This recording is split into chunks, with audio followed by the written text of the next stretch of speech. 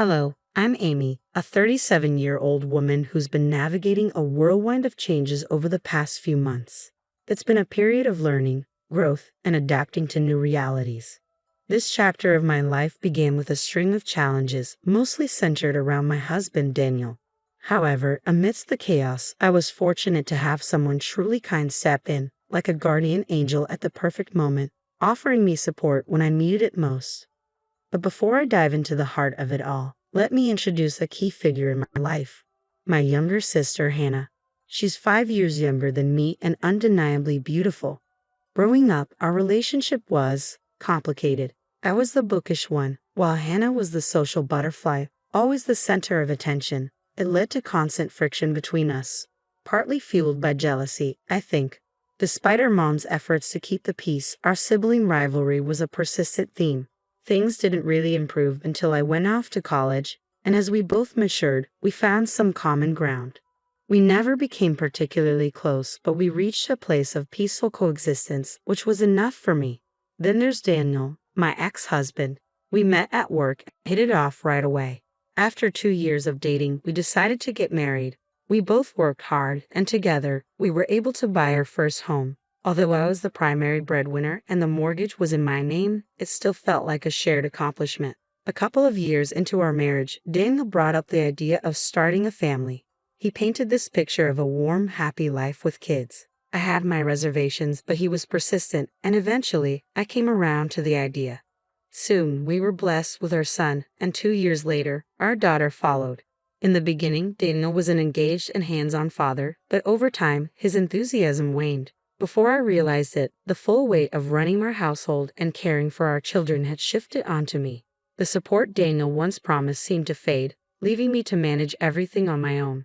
When Daniel received a major promotion and his salary surpassed mine, I made the difficult decision to leave my job. It wasn't an easy choice, and although I resisted for a while, I eventually gave in, deciding it wasn't worth the battle. To fill the emptiness and keep myself busy, I discovered a love for hosting dinner parties.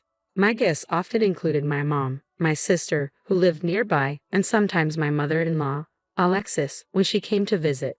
Slowly, I found contentment in this new phase of life, relishing the extra time with my family and feeling at peace with where things stood between Daniel and me. Our relationship had its challenges, especially after the traumatic birth of our second child, an experience that nearly cost me my life. It took a toll on us, but I didn't fully grasp the depth of our issues until one day, while cleaning, I found a pair of unfamiliar panties. The discovery shattered me, filling me with doubts about my worth as a partner.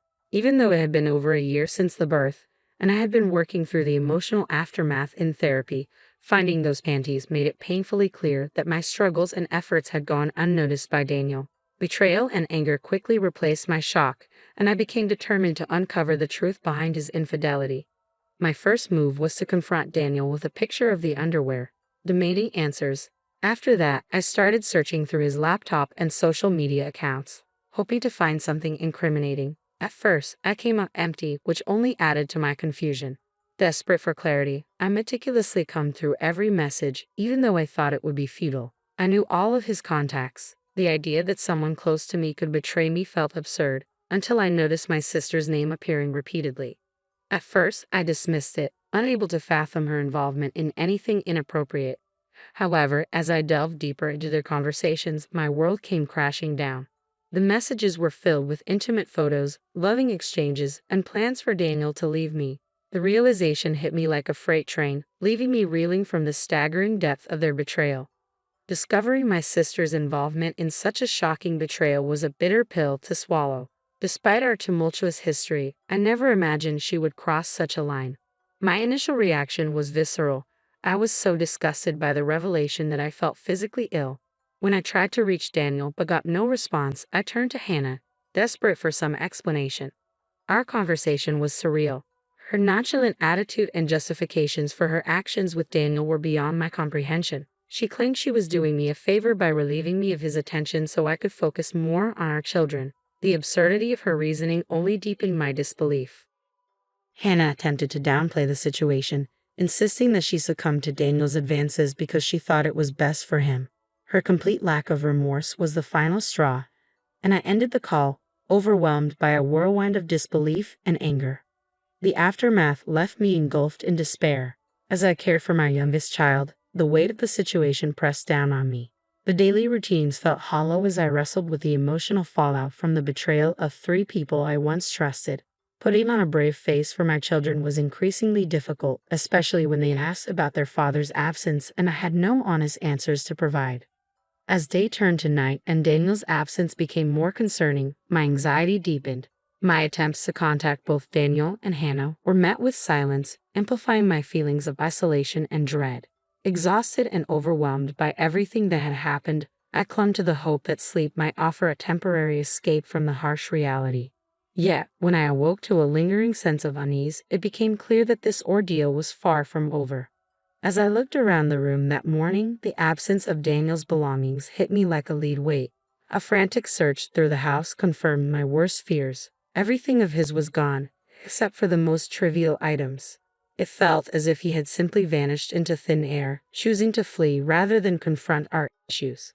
In the midst of this shock, my foremost concern was for our children. They were my top priority. After getting them through their morning routines and ensuring they were taken care of, I found myself standing at my mom's doorstep, the weight of my situation pressing down on me.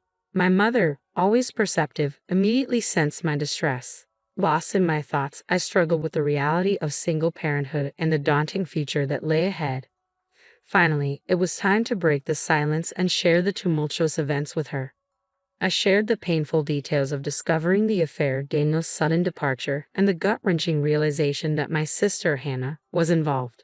My mother's shock mirrored my own as I recounted how I uncovered the betrayal, an action I would typically never take, but one I felt compelled to pursue given the circumstances.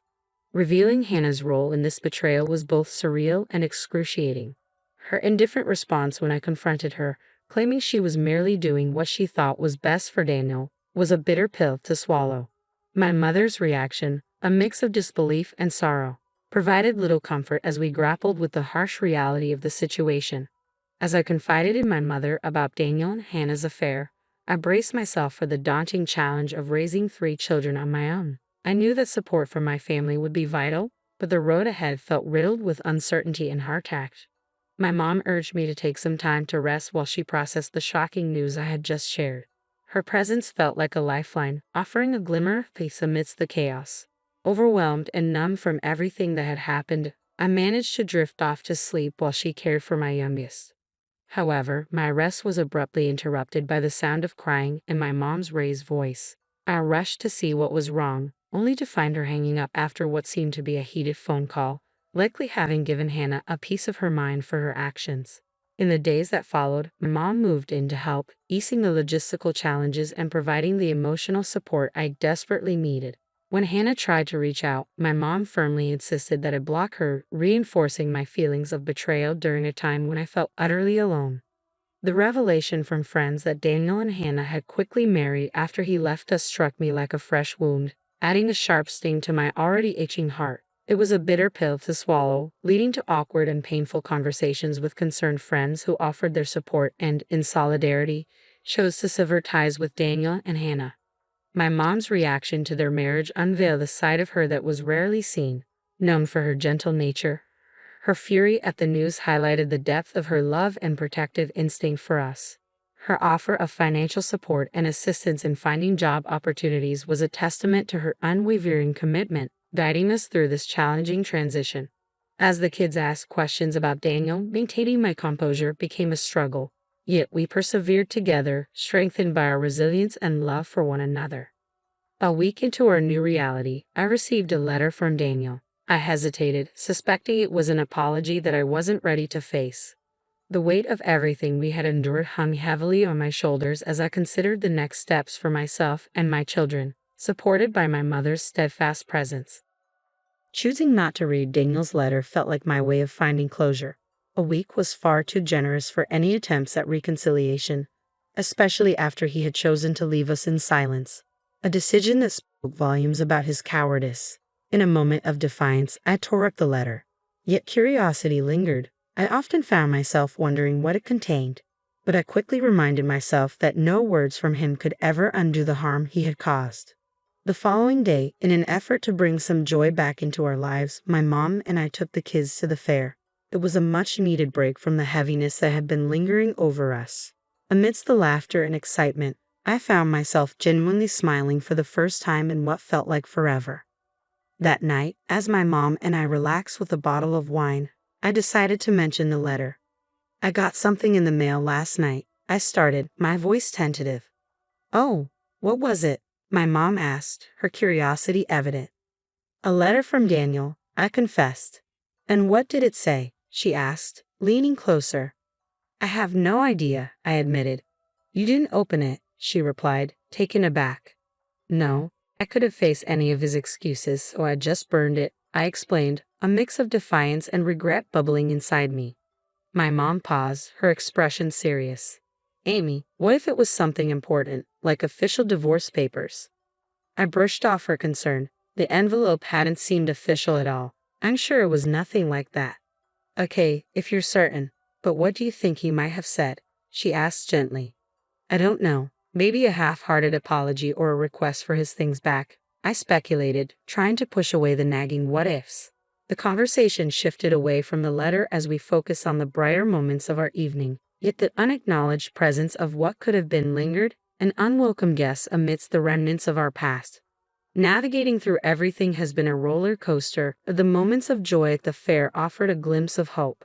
The hardest part comes when the kids ask about their dad's whereabouts. Finding the right words is always a struggle. Although things are gradually improving, it's a slow process. My mom's steadfast support has been my anchor throughout this tumultuous time. During our conversation, she shared her intentions to disown Hannah, vowing that her support and inheritance would be dedicated solely to me and my children. This decision, stemming from Hannah's unforgivable actions, revealed the depth of her disappointment. While I was initially taken aback, I quickly understood her perspective.